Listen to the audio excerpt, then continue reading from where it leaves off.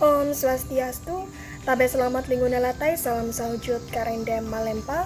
Assalamualaikum, shalom. Perkenalkan, saya mahasiswi dari Institut Agama Hindu Negeri Tampung Penyang, Palangkaraya, Fakultas Dharma Acarya, Program Studi Pendidikan Guru Sekolah Dasar, dengan NIM 2520045, kelas 1B. Dalam video ini saya akan menyampaikan atau memenuhi tugas UAS mata kuliah Teknologi Informasi dan Komunikasi, dosen pengampu Bapak I Gusti Bagus Arya, PP Eskom Mkom. Dalam video kali ini saya akan menyampaikan hasil analisis saya mengenai studi kasus 1, yaitu dengan topik kerja kolaboratif daring, free reader, dan kelelahan digital. Alasan saya memilih studi kasus 1 ini karena pergeseran pendidikan ke lingkungan digital seringkali hanya memindahkan beban dari fisik ke mental tanpa adanya persiapan manajemen tim yang baik. Jadi, kasus ini sangat penting bagi kita sebagai calon pendidik untuk dapat merancang pembelajaran daring yang lebih sehat dan adil.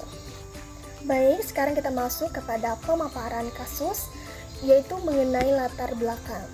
Jadi, dalam perkuliahan saat ini, kita sangat bergantung pada platform kolaboratif seperti Google Docs untuk membuat laporan, WhatsApp untuk komunikasi cepat, dan Zoom untuk diskusi secara langsung. Namun, kenyataannya seringkali tidak berjalan dengan lancar. Sebagai contoh nyata, saya mengambil ada 3 poin, yaitu yang pertama, fenomena silent reader di WhatsApp, di mana arahan dari core team hanya dibaca tanpa memberikan tanggapan atau inisiatif. Kedua, yaitu ketidakseimbangan kontribusi, yaitu ketika kita memeriksa riwayat versi di Google Docs, seringkali hanya 1 atau 2 orang yang aktif menulis, sementara yang lainnya hanya hadir tanpa kontribusi yang nyata. Poin yang ketiga yaitu hancurnya batasan privasi, yaitu pesan koordinasi yang masuk di luar jam kuliah yang mengakibatkan tekanan yang terus-menerus bagi anggota tim yang bertanggung jawab. Lalu kita masuk pada analisis teori, yaitu yang pertama, social loafing atau kemalasan sosial adalah kecenderungan individu untuk mengurangi upaya mereka saat bekerja secara kolektif dibandingkan saat bekerja sendirian. Di platform digital seperti Google Docs, identitas personal seringkali tenggelam dalam kelompok karena pengajar seringkali hanya menilai produk akhir. Anggota pasti merasa kontribusi rendah, mereka tidak akan ketahuan atau tidak akan mempengaruhi nilai secara signifikan. Ini akan memicu munculnya free reader. Selanjutnya CSCW, yaitu berfokus pada bagaimana teknologi mempengaruhi cara kita bekerja sama. Kegagalan dalam grup WhatsApp atau Zoom terjadi karena rendahnya social presence. Secara teori, komunikasi teks bersifat miskin isyarat. Tanpa bahasa tubuh dan nada bicara, instruksi sering dianggap ambigu, yang memicu konflik komunikasi teks atau rasa terisolisasi bagi anggota yang bekerja sendirian. Lalu teori beban kognitif, yaitu menjelaskan bahwa otak manusia memiliki kapasitas terbatas dalam memproses informasi. Kolaborasi daring memaksa kita melakukan multitasking digital dan mencari referensi di browser secara bersamaan. Hal ini menyebabkan beban kognitif dari luar yang tinggi. Otak menjadi cepat lelah bukan karena tugas yang sulit, tetapi karena cara berkoordinasinya yang menguras energi mental secara terus-menerus. Yang keempat adalah analisis teori kekayaan media, yaitu menjelaskan konflik komunikasi teks. Teori ini menyatakan bahwa media yang berbeda memiliki kemampuan yang berbeda pula dalam menyampaikan informasi dan menyelesaikan ketidakpastian. WhatsApp dianggap sebagai media yang rendah kekayaan untuk tugas kompleks. Ketika sebuah kelompok mencoba mendiskusikan konsep berat hanya lewat chat teks, risiko miskomunikasi meningkat tajam.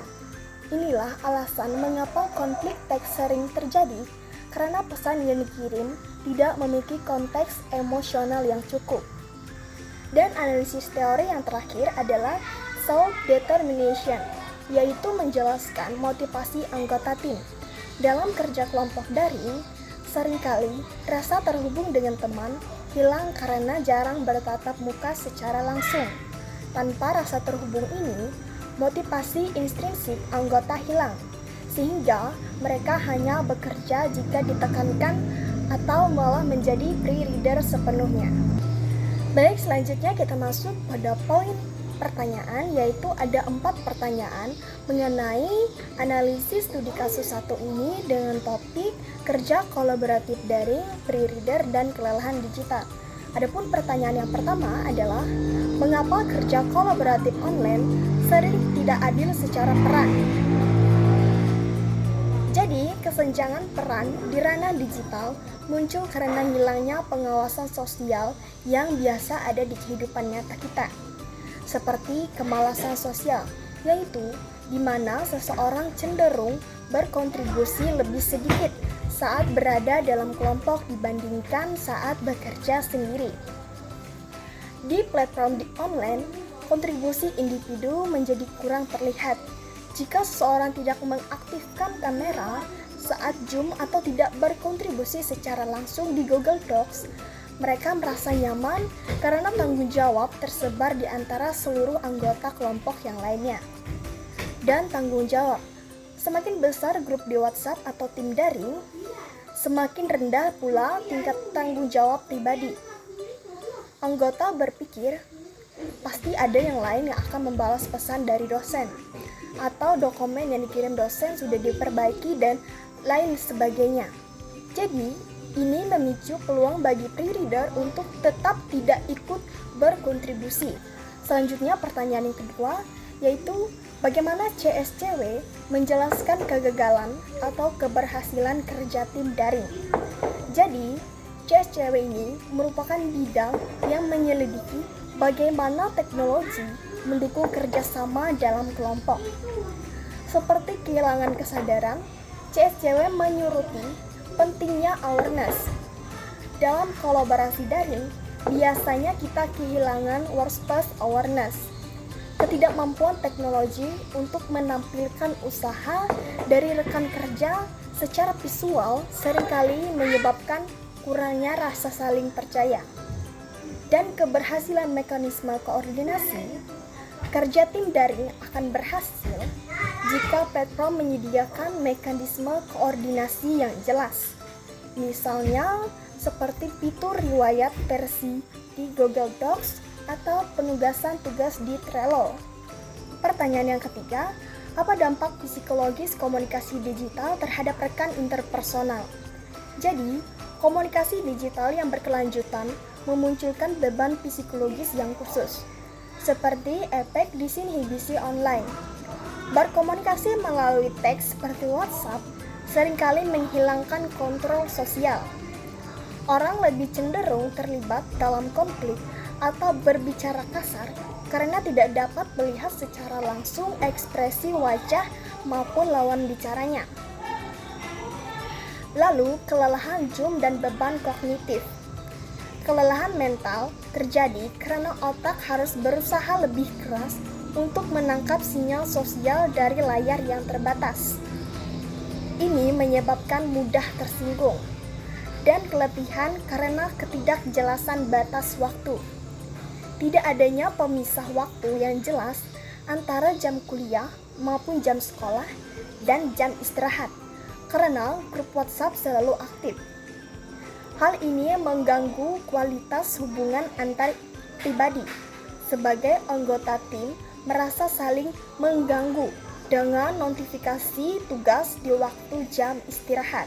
Selanjutnya pertanyaan yang terakhir, yaitu solusi apa yang realistis jika diterapkan di dunia pendidikan? Jadi sebagai calon pendidik, langkah yang diambil harus bersifat sistematis, bukan hanya sekedar peringatan. Seperti penerapan kontrak tim, di awal proyek, mahasiswa harus membuat kesepakatan tertulis mengenai pembagian tugas. Jadi siapa melakukan apa dan tugasnya apa. dan akibat jika aturan tersebut dilanggarkan. Lalu, evaluasi rekan sejawat menerapkan sistem penilaian di mana setiap anggota kelompok memberikan penilaian kepada rekan-rekannya secara rahasia. Ini adalah cara yang paling efisien untuk menekan jumlah pre-reader dan penggunaan platform yang transparan. Pendidik sebaiknya mewajibkan penggunaan alat yang memiliki jejak yang jelas seperti Google Docs dan memantau kemajuan secara rutin, tidak hanya menerima hasil akhir. Lalu, pendidikan kesejahteraan digital. Kita menetapkan norma komunikasi, seperti diskusi mengenai tugas dilarang setelah pukul 8 malam untuk menghindari kelelahan mental secara bersama-sama. Selanjutnya kita masuk pada poin refleksi, yaitu apa dampak bagi individu maupun pendidikan dan bagaimana sikap calon guru. Jadi, dampaknya tidak hanya terlihat pada nilai akademis, tetapi juga pada kerusakan hubungan interpersonal dan kesehatan mental. Sebagai calon guru, kita tidak seharusnya hanya memberikan tugas kelompok dan membiarkan siswa berjuang sendirian di dunia digital. Jadi, solusi yang baik adalah implementasi pertanggungjawaban individu, menggunakan alat yang dapat memantau kontribusi setiap individu secara transparan seperti riwayat Google Docs. Selanjutnya, etika digital dan penetapan batas, yaitu membuat kesepakatan mengenai waktu berkomunikasi agar tidak terjadinya kelelahan digital. Lalu, pendekatan campuran, yaitu menggabungkan pertemuan sinkron dan asinkron untuk menjaga keberadaan sosial. Jadi sebagai penutup, saya menyimpulkan bahwa kerjasama online memerlukan lebih dari sekedar perangkat lunak yang canggih. Dibutuhkan pula dedikasi etis dan pengaturan komunikasi yang baik. Teknologi seharusnya menjadi alat penghubung, bukan penghambat rasa empati. Jadi, marilah kita bangun lingkungan digital yang bersifat kolaboratif dan menjunjung nilai kemanusiaan. Demikian penjelasan video saya mengenai analisis studi kasus 1, yaitu tadi dengan topik kerja kolaboratif daring, pre-reader, dan kelelahan digital. Saya Erni Yonita, mohon maaf apabila dalam penjelasan ini ada kurangnya maupun salah kata. Saya mohon maaf dan terima kasih. Saya tutup dengan Paramasanti. Om Santi Santi Om Sahi. Terima kasih.